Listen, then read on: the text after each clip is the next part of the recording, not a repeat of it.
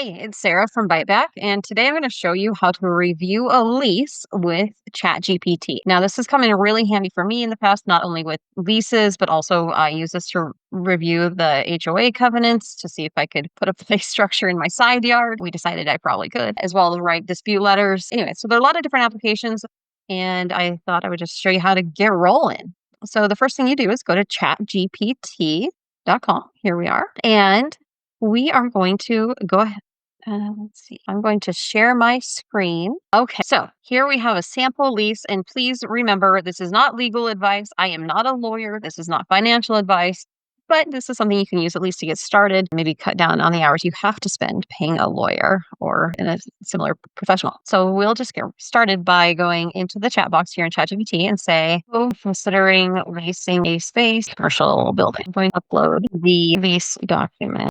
Help me review it and tell me pros, cons, red flag.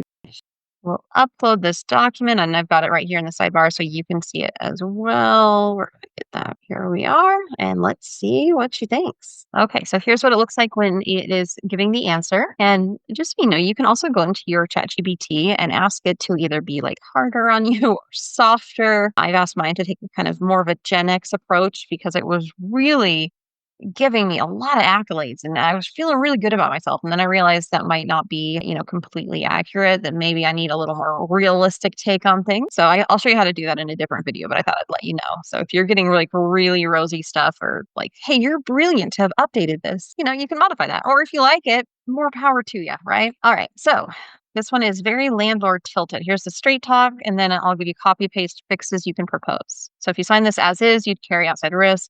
So it's going through the red flags. In this lease, there's an auto-renewal trap. It's not good. Rent escalator. Not good. Pass through everything. 10% late fee. You have to maintain your HVAC. Ooh, that would have been a bad one to sign off on. Landlords can enter anytime without notice. Restore to as is. So there is a lot in here that is a red flag tilted towards the landlord and not giving any really benefits to the leasee. Shows other negatives. Here it's even giving you what to negotiate. So you can copy and paste these red lines. There's a lot, right? So this is very helpful. Here's a quick term sheet, what you actually want. Question to ask before countering.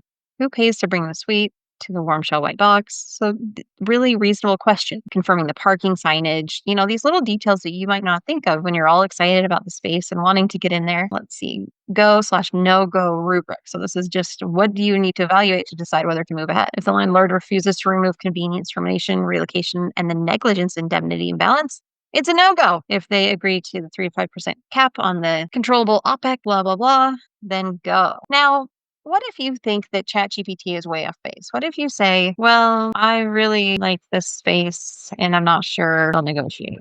Let's see how it handles. Totally get it. When you love the space, leverage feels thin.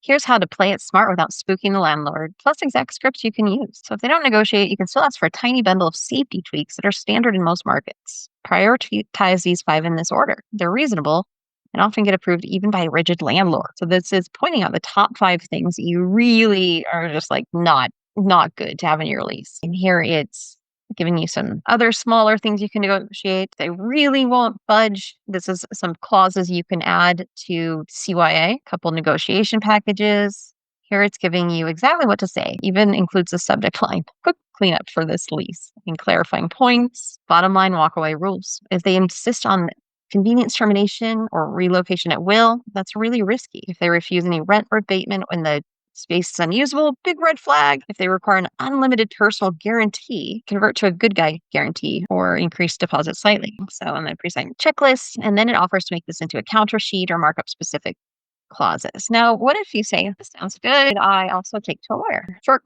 answer, yes. Given these clauses, a local commercial real estate attorney is worth it. Here's a pragmatic way to do it. This time and money smart. Pay attention here. I have been taken to the cleaners by a lawyer. I always thought that, the cliches were perhaps overblown, but they're not. So yeah, definitely use a lawyer, but let's get them something real dang straight here of how to keep your lawyer not screwing you over. And here are some things it's going to tell you. So basically you're doing the legwork for the lawyer so that you come in and say, hey, this is what I want to do. Can you give a fixed fee lease review or hourly? If it is hourly, ask for a cap. not to exceed X without approval. If you truly cannot get a lawyer, at a minimum, get a fixed fee issue spot plus rider from an attorney template. So, what if you say, I have been taken advantage of by a lawyer? How can I avoid that? That's terrible. So it's giving me some sympathy. It says, I'm sorry, that sucks.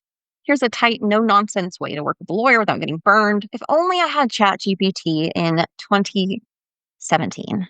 This would have saved me a lot of time and stress and tears, some dark days. So anyway, they're really helpful here. How about this? Could you recommend a lawyer that is ethical? Looking for what? What if it just said no? No, can't find anyone ethical. It's not that judgmental.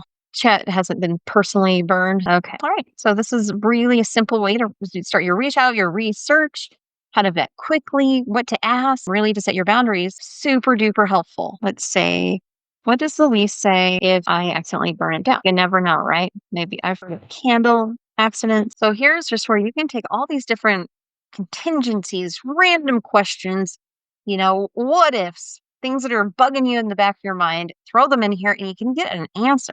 This is, again, you're not asking the lawyer what it says. So it says here, if you or your toaster accidentally start a fire, this lease makes you or your insurance pay for basically everything, and you likely still owe full rent while it's unusable. All right. And it's showing the worst case, what to fix, how to protect yourself from that. Super duper helpful. Maybe what if I slip and fall outside? So again, it's going to dig all through the lease and all the clauses and details and be able to answer this question for you. You're not the one who has to sit here, sift through things with a fine-tooth comb, trying to figure it out. It's going to do that heavy lifting and heavy thinking for you, which with some of these long documents, the commercial leaser is really experienced. They know everything in there. They know what to watch out for. They know what they're trying to, sneak in. But oftentimes, even if you have leased before, it's probably been years, right?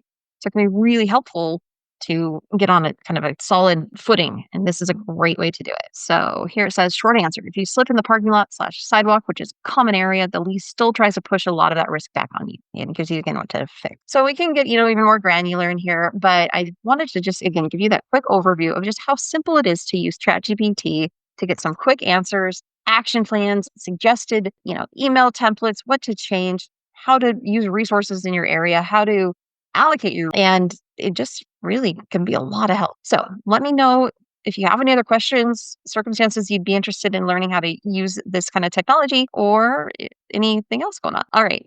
If this was helpful, please leave a like. Please hit that subscribe. Currently have just a few subscribers and would love to be able to keep bringing this kind of information because it's fun for me. I hope you have a wonderful day.